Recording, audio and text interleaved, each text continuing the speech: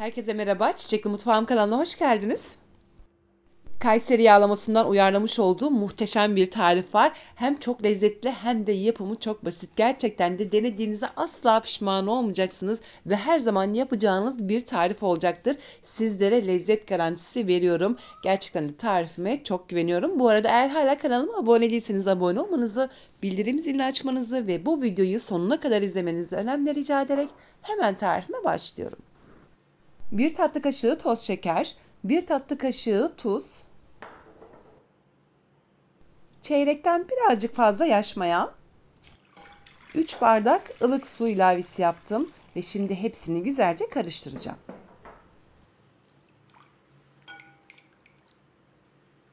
Geriye sadece un kaldı. Toplam 5 bardak burada un var. Biraz sonra hepsini ilave edeceğim güzelce karıştırdıktan sonra.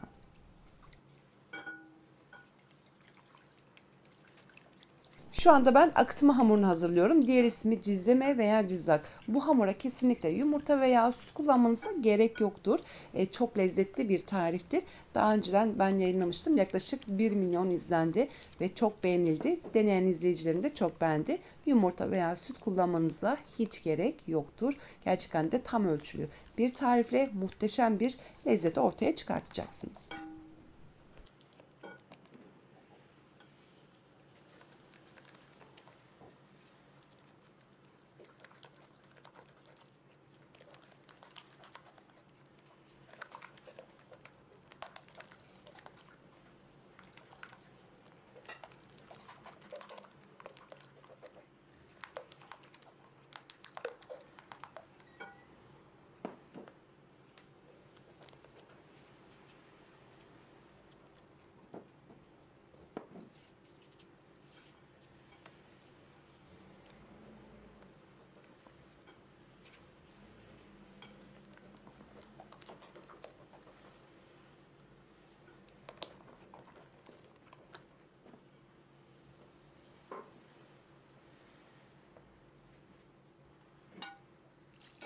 Toplamda 5 bardak unun tamamını ilave ettim.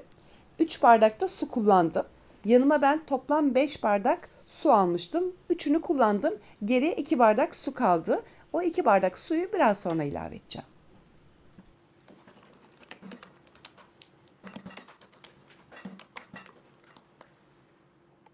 Cizleme hamurunun en büyük özelliklerinden bir tanesi hamurunun çok güzel bir şekilde yoğrulmasıdır. Ortalama 5 dakika boyunca lütfen bu şekilde yoğuralım. Ne kadar güzel birbirine çırparsak o kadar güzel, daha renkli ve daha parlak cizlemeler olacaktır. O yüzden lütfen bu işlem çok önemlidir. Ben bu kadar uğraşamam, vaktim yok veya bilek gücüm yok diyorsanız tabii ki de bir 5 dakika boyunca mikserle çırpabilirsiniz. Ancak elinizde yoğursanız daha da lezzetli olacaktır.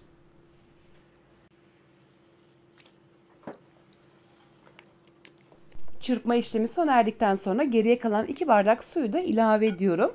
Toplamda bu arada 5 bardak un ve 5 bardak da su ilavesi yapmış oldum. Belki aklınıza takılmış olabilir 5 bardak suyu neden ilk başta kullanmadık diye. Hemen açıklamak istiyorum. Eğer ilk başta ben 5 bardak suyu ilave etmiş olsaydım hamur çok fazla akışkan olacaktı ve çırpma esnasında da sağa sola çok fazla sıçrayabilir. Hem de rahat edemeyecektik. O yüzden 3 bardağını önden ilave ettim. Ardından da hamuru güzelce yoğurduktan sonra geriye kalan 2 bardak suyu da ilave ettim. Böylelikle muhteşem bir hamur oldu.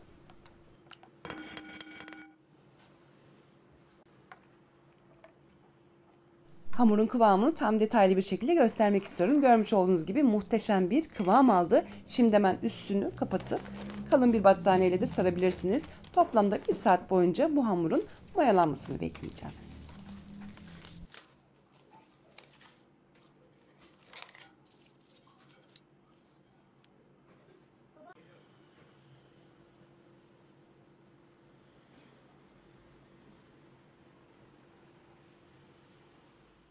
Hamur mayalanırken ben de şimdi iç malzemesini hazırlamaya başlıyorum. Toplamda 250 gram orta yağlı dana kıyması kullandım. Orta ateşte kıymayı kendi yağı ile kavurduktan sonra yarım su bardağı zeytinyağı ilavesi yaptım. Bir küçük soğan kullandım. Lütfen soğanları küçük küçük doğrayalım, bu önemlidir. Soğanlar kavrulduktan sonra 1,5 yemek kaşığı domates salçası, 1 tatlı kaşığı biber salçası ilave ettim. Ve kokusu çıkana dek güzelce kavurmaya devam edeceğim.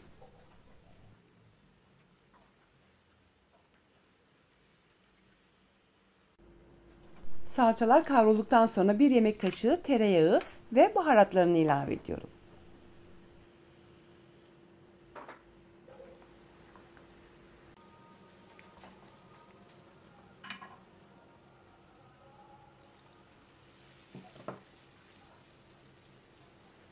Bir su bardağı kaynar su ilavesi yaptıktan sonra sadece 5 dakika boyunca kısık ateşte kaynatacağım. Ardından da hemen ocağın altını kapatacağım.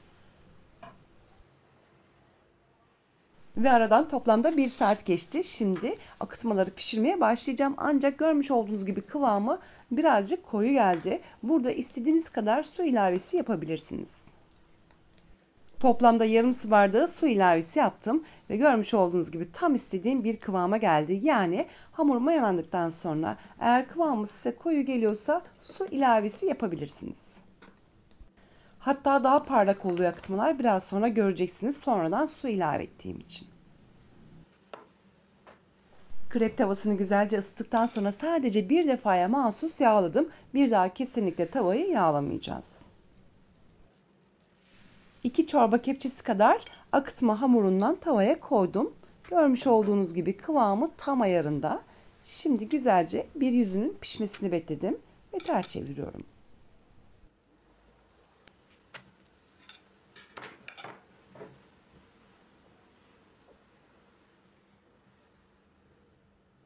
Cizlemeleri ocağın en büyük gözünde kısık ateş ile orta ateş arasında pişirdim. Lütfen kontrollü olalım. Yani çok kısık ateşte pişmeyecek, çok da yüksek ateşte pişmeyecek. Lütfen kontrollü olalım.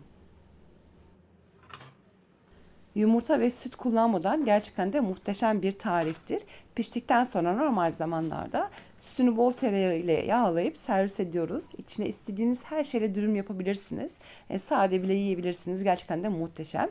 Bilhassa yumurta alerjisi olanlar ve laktoz süte karşı alerjisi olan izleyicilerim bu tarifimi çok seviyor ve sürekli yapıyorlar. Eminim sizler de denediğiniz zaman çok beğeneceksiniz.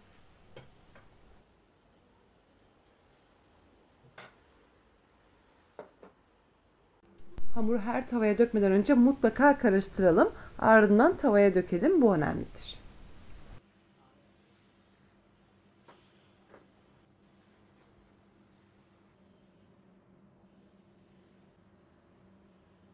Ve dakikalar içerisinde görmüş olduğunuz gibi cizlemelerin tamamını pişirdim ve çok lezzetli, güzel oldular. İkinci pişirmeden sonra tavanın performansı daha da çok artacaktır ve seri bir şekilde pişireceksiniz. Gerçekten de çok kolay olacak. Hazırlamış olduğum kıymalı iç harcı birazcık soğumuştu. Isıttım. Önemlidir çünkü içinde tereyağı var. Sürülebilir özelliği olması için mutlaka birazcık ısıtmanız gerekiyor. Çok fazla değil. Sadece ılık olması yeterlidir. Hemen kenarlarını bu şekilde yağladım ve bir servis tabağına aldım. 2 yemek kaşığı kadar iç harcından koyacağım. Bu arada lütfen iç harcını koymadan önce karıştıralım ki hepsi yağlar ve kıymalar eşit oranda cizlemelere gelsin diye. Bu önemli. Yoksa çok yağlı kalabilir altı. Yani mutlaka eşit oranda sermemiz gerekiyor.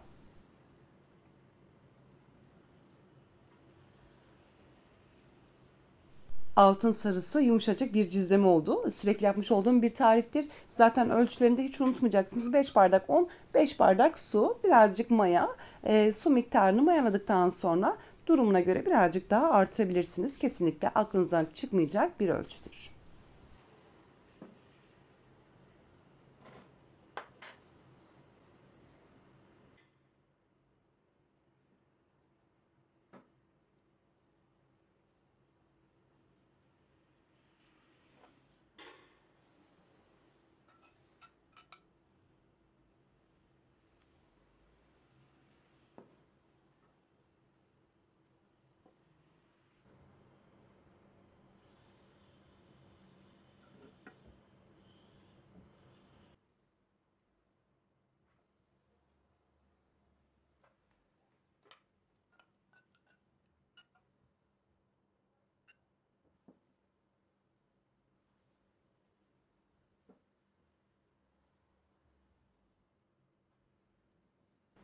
Tüm katmanlarını hazırlamış olduğum kıymalı sostan serdim. En üstüne sermeyeceğiz. Bu arada hazırlamış olduğum sos görmüş olduğunuz gibi tam geldi.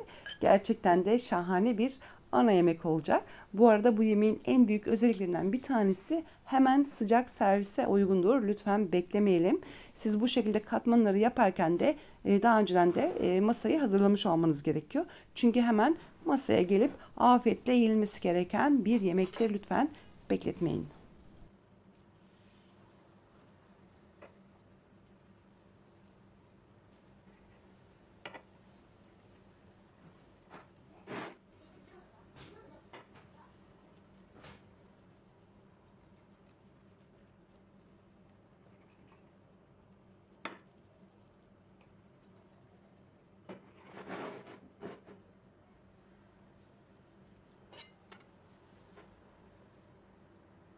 Eğer isterseniz bu şekilde dörde kestikten sonra servis edebilirsiniz ama ben birazcık daha küçülteceğim.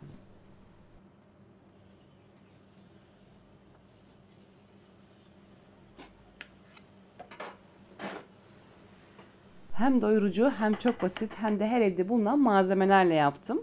Kayseri yağlamasından esinlenerek bu tarifi ortaya çıkarttım. Gerçekten de çok lezzetli oldu. Tarifime güveniyorum. Gönül rahatlığıyla yapabilirsiniz. Asla pişman olmayacaksınız.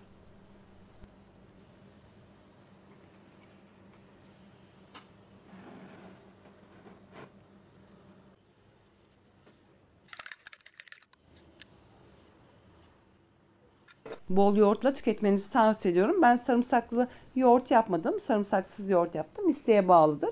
İstiyorsanız eğer bu şekilde sofraya koyabilirsiniz veya servis tabaklarına alabilirsiniz.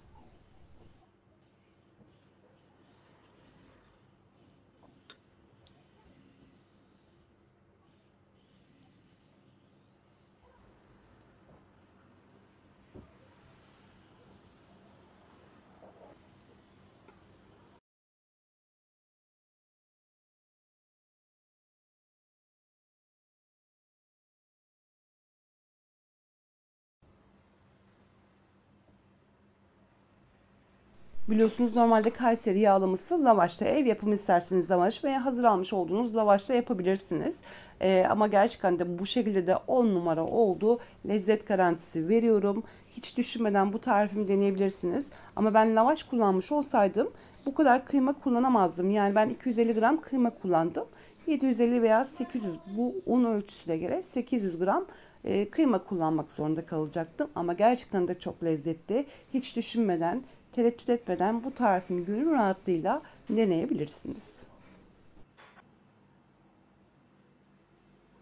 Bol yoğurt ile servis edeceğiniz, isterseniz elinizde veya çatalla yiyebileceğiniz muhteşem bir lezzettir. Ama lütfen, en önemli püf noktası, hemen servis yapılması gerekiyor. Sıcak servise uygun bir yemektir. Kesinlikle bekletmeyiniz.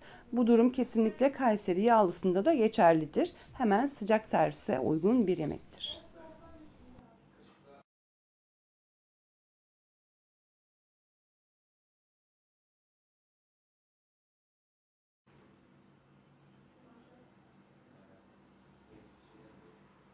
Ve böylelikle bir tarifimin daha sonuna geldik. Umarım bu yemek tarifimi beğenmişsinizdir. Sizlerden gelecek olan mesajları sabırsızlıkla bekleyerek şimdilik vedalaşıyorum. Yarın yeni videomda tekrar görüşmek dileğiyle.